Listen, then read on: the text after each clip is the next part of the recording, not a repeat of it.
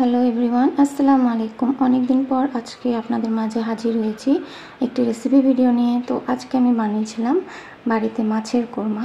তো এই মাছের কোরমাটা কিভাবে বানালাম আপনাদের সাথে আজকে শেয়ার করব। তো খুবই সহজ পদ্ধতিতে এটা আপনারা বাড়িতে বানিয়ে নিতে পারেন, এতে কোনো গুঁড়ো মশলা লাগে না। তো চলুন কিভাবে আমি বানালাম আপনাদের প্রথম থেকে দেখিয়ে দিই। তো প্রথমেই আমি নিয়ে নিচ্ছি এখানে মাছের পিস। তো মাছের পিসগুলো আমি প্রথমে ভালো করে ধুয়ে নিয়েছি, পরিষ্কার করে ধুয়ে নেওয়ার পরে দিয়ে দিলাম এতে লবণ এবং কাশ্মীরি লঙ্কা গুঁড়ো। এই কাশ্মীরি লঙ্কা গুঁড়ো আর লবণটা প্রথমে আমি ভালোভাবে মাখিয়ে নিচ্ছি। এখানে আমি কোনো হলুদ গুঁড়ো দিচ্ছি না, যেহেতু এটা কোরমা, এটা সাদাই হবে। তো এটা মাখিয়ে নিচ্ছি। তারপর কড়াইয়ে আমি তেলটা গরম হতে দিলাম। এরপরে আমি এক এক করে মাছগুলো ভেজে নেব। এই কোরমা মাছে আপনারা খুব হালকা করে মাছটা ভাজবেন, বেশি কড়া করে ভাজলে কিন্তু টেস্টটা অত ভালো আসবে না। তো আমি হালকা করেই মাছগুলো এক এক করে ভেজে তুলে নেব। তো আপনারা যারা ভিডিওটা দেখতে শুরু করেছেন একটা অনুরোধ করব, একটা লাইক ডান করবেন। আর যারা নতুন দেখছেন অবশ্যই আশা করব আপনারা চ্যানেলটা সাবস্ক্রাইব করে বেল বাটনটা প্রেস করে রাখবেন, যাতে আমার পরবর্তী ভিডিও আসার সাথে সাথে আপনারা নোটিফিকেশান পেয়ে যাবেন। তো বাকি মাছগুলো আমি একইভাবে হালকা করে ভেজে নিচ্ছি। এই রান্নাটা আপনারা পোলাও বা গরম ভাতে খেতে পারেন, খুবই খেতে ভালো লাগে। আমি বানাচ্ছি বলে বলছি না, আপনারা অবশ্যই একবার বাড়িতে ট্রাই করবেন। আর ট্রাই করার পর আমাকে কমেন্টে জানাবেন যে কেমন হয়েছিল। তো ওই তেলেই আমি দিয়ে দিচ্ছি তেজপাতা, দুটো শুকনো লঙ্কা দিয়ে দিচ্ছি, ছোটো এলাচ দুটো। এটা দেওয়ার পর দু চারবার আমি নাড়াচাড়া করে দিয়ে দিচ্ছি পেঁয়াজ কুচি। এখানে আমি বড় সাইজের পেঁয়াজ নিয়েছি, মোটা মোটা করে চৌকো করে কেটে নিয়েছি। এটা খুব পাতলা পেঁয়াজটা হবে না, একটু চ্যাপটা চ্যাপটা করেই বানাতে হবে। তো আমি এখানে 4টে পেঁয়াজ নিয়েছি, এটা আমি এবার হালকা করে ফ্রাই করব। এটা খুব কড়া করে হবে না, ফ্রাইটা হবে ঠিক বাদামি বাদামি টাইপ। তো এখানে দিয়ে দিলাম আমি পরিমাণ মতন লবণ। লবণটা দেওয়ার পরে দু চারবার নাড়াচাড়া করে নিচ্ছি। করে নেওয়ার পরে আমি এতে দিয়ে দেব আদা রসুনের পেস্ট। আমি এখানে 1 চা চামচ পরিমাণ আদা রসুনের পেস্ট দিয়ে দিচ্ছি।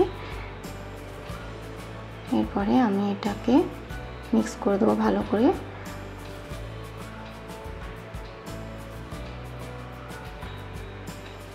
তো এরপরে দিয়ে দিলাম আমি এখানে কাশ্মীরি লঙ্কা গুঁড়ো। যেহেতু এটা কোরমা, এটাতে কোনো ঝাল হবে না, তাই আমি এখানে কাশ্মীরি লঙ্কা গুঁড়ো দিচ্ছি, যাতে কালারটা খুব সুন্দর আসে। তো এটা দেওয়ার পরে যেটা দিচ্ছি আমি 1 চা চামচ পরিমাণ মৌরি গুঁড়ো। এই মৌরি গুঁড়োটা মাস্ট কোরমাতে লাগে, নাহলে কিন্তু কোরমা মাছটা টেস্ট আসবে না। তো এরপরে আমি দিচ্ছি 1 বাটি দই। 1 বাটি দইটা আমি এখানে বানিয়েছি 1 বাটি। আমি আগেই দুধের মধ্যে তেঁতুল ভিজিয়ে দিয়েছিলাম। এই দইটা আমি বাড়িতেই বানাই, তো কেনা দইয়ের থেকে আপনারা এটা একবার ট্রাই করবেন। তেঁতুলটা ভিজিয়ে দিয়েছিলাম, পুরো কাতটা বের করে নিয়েছি। তো এটাই আমি এরপরে ভালো করে ফেটে নিয়ে দিয়ে দেব।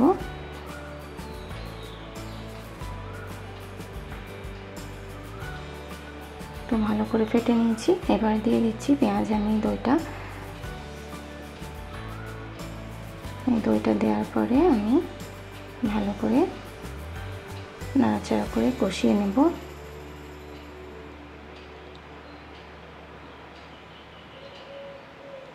দেখুন ভালোভাবে কষানো হয়ে গেছে। এর মধ্যে দিয়ে দেবো আমি 1 বাটি পরিমাণ পানি। এই পানিটা দিয়ে আমি একটু ঝোলটা হতে দেব। একটু ঝোলটা হলেই যেই ফুটে আসবে আমি তারপরে মাছগুলো দিয়ে দেবো এক এক করে।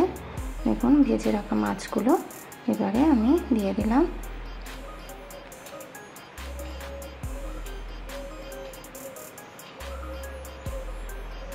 ভিডিওটি ভালো লাগলে অবশ্যই আপনারা একটা লাইক এবং শেয়ার করবেন।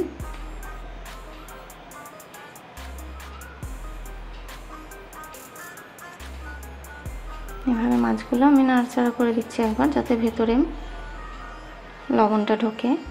তো দেওয়ার পরে আমি দিয়ে দিচ্ছি 4টে কাঁচা লঙ্কা, আর দিচ্ছি 1 চা চামচ পরিমাণ বাটার, আর দিয়ে দিচ্ছি 1 চা চামচ চিনি। কোরমাতে চিনিটা না পড়লে কিন্তু একদমই টেস্ট আসবে না, চিনিটা কিন্তু কোরমায় মাস্ট। এখানে আপনারা লঙ্কাটা বাড়িয়েও নিতে পারেন। তো এটা দেওয়ার পরে ভালো করে আমি নাড়াচাড়া করে দিয়ে একবার মাছগুলো উল্টে দেব।